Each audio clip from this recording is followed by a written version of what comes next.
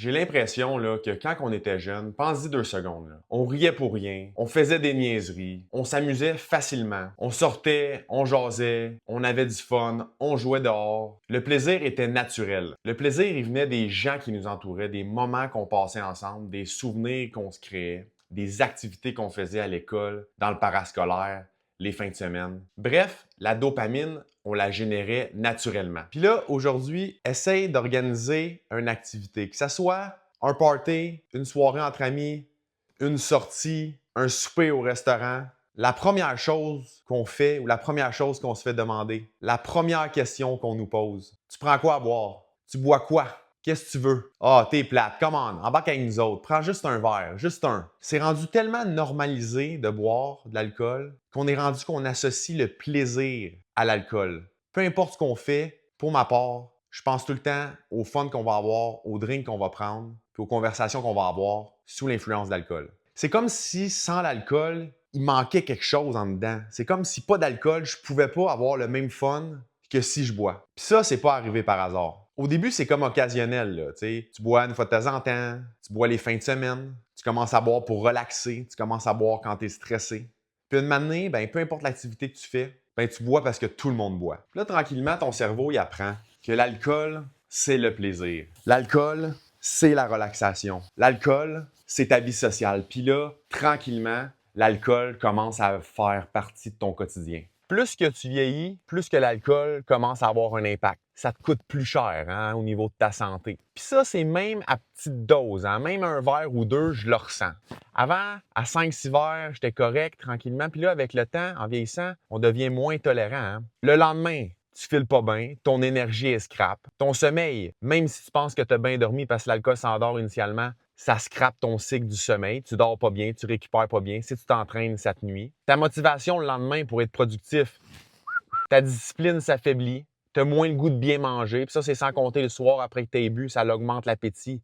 Donc, tes choix nutritionnels vont être horribles. Puis en plus, tu vas manger plus que tu aurais mangé si tu n'aurais pas bu. Puis là, on va se le dire, les décisions qu'on prend quand on est en boisson sont beaucoup moins réfléchies que si on ne l'était pas. Les niaiseries qu'on fait quand on est en boisson, il y en a pas mal plus que quand on est à jeun. Puis des fois, il y en a qui s'y mettent pas mal dans le trouble à cause de ça. Ta clarté mentale, quand tu bois, ben complètement partie ou du moins extrêmement diminuée. Le lendemain, même affaire, ta clarté mentale est diminuée parce que tu es en train de récupérer, ton corps élimine l'alcool, tu files pas bien. Puis le pire, tous ces effets-là, tu t'en rends pas tant compte au début quand tu es jeune, mais plus tu vieillis, plus que tu commences à t'en rendre compte. Puis plus que ça a un impact sur ta vie les jours d'après. On dit que même juste 3-4 verres dans une soirée, ton corps, oui, le lendemain, tu peux bien filer, mais ton corps vraiment revient à la normale, au niveau neutre, d'avant que tu aies bu, ça prend environ 3-4 jours. Puis c'est quand tu additionnes ces mauvaises habitudes-là, année après année, que le cumulatif devient horrible, que les problèmes de santé commencent vraiment.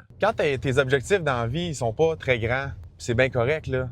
Mais si tu n'en as pas beaucoup puis tu ne veux pas faire de grandes choses, tu n'as pas d'enfant ou tu n'en veux pas, tu veux vivre une vie tranquille, pas trop de stress, c'est pas grave, là. Toutes ces décisions-là de prendre de l'alcool ou d'autres substances, même on est rendu que c'est légal la marijuana au Canada, ça a le moins d'impact. Mais quand ton objectif, c'est de devenir meilleur, de grandir, de bâtir quelque chose, de te bâtir un avenir, d'être plus présent pour ta famille, d'être plus focus, d'être plus solide mentalement, plus productif, essayer de te bâtir une business pour ceux qui sont en business, avoir de l'énergie puis du temps pour ce qui compte pour toi, pour les personnes qui comptent pour toi. Ben l'alcool, ça devient un frein. Mais c'est un frein qui est accepté socialement. Tout le monde accepte ça. C'est comme écrit dans notre code génétique. Puis c'est là que moi, je pense qu'il faut réapprendre à avoir du plaisir, à avoir du fun, à vivre sans alcool. Puis c'est là que c'est tough. On le faisait quand on était jeune. On est capable de le faire. C'est juste qu'on a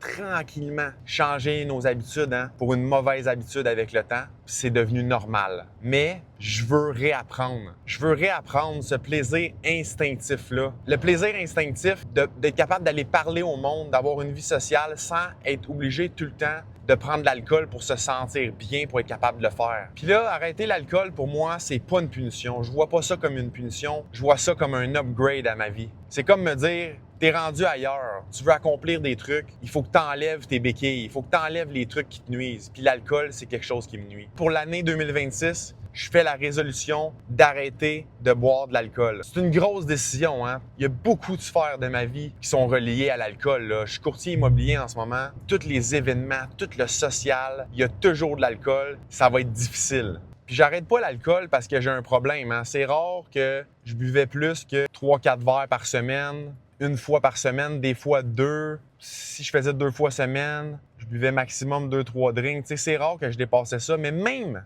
avec ces quelques drinks-là par semaine, je sentais une baisse de productivité. Je sentais que le lendemain, j'étais pas bien.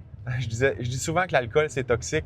Je le dis toujours le lendemain après que j'ai bu, tu sais. Je le dis jamais le soir même. Mais l'alcool, c'est vraiment toxique. C'est une toxine, hein. C'est pour ça qu'on se sent un petit peu wouhou, hein. C'est ça l'alcool. Puis dans ma vie où je suis rendu à 37 ans, j'ai décidé que je voulais passer au prochain niveau. Au prochain niveau, comme je l'ai dit, au niveau de mon entraînement, au niveau de ma famille, au niveau du temps puis de l'énergie que j'investis dans tout ce que j'aime puis avec tous ceux que j'aime. Cette année, je te garantis que ça va être ma meilleure année. Puis ça peut être la tienne aussi. Mentalement, physiquement, financièrement et socialement. Mes paliers de ma vie vont s'améliorer, c'est garanti. Puis j'aimerais ça que tu embarques avec moi. Je t'invite à le faire avec moi. On arrête l'alcool maintenant. On monte d'une coche. Si tu veux arrêter avec moi, puis si t'es game, like la vidéo, commente depuis quand t'as arrêté, parce que je sais qu'il y en a qui boivent pas d'alcool. Ça fait longtemps, puis il y en a aussi qui ont le goût d'arrêter. Commente dans les commentaires si toi, tu bois pas d'alcool. On se revoit à la prochaine vidéo. Salut!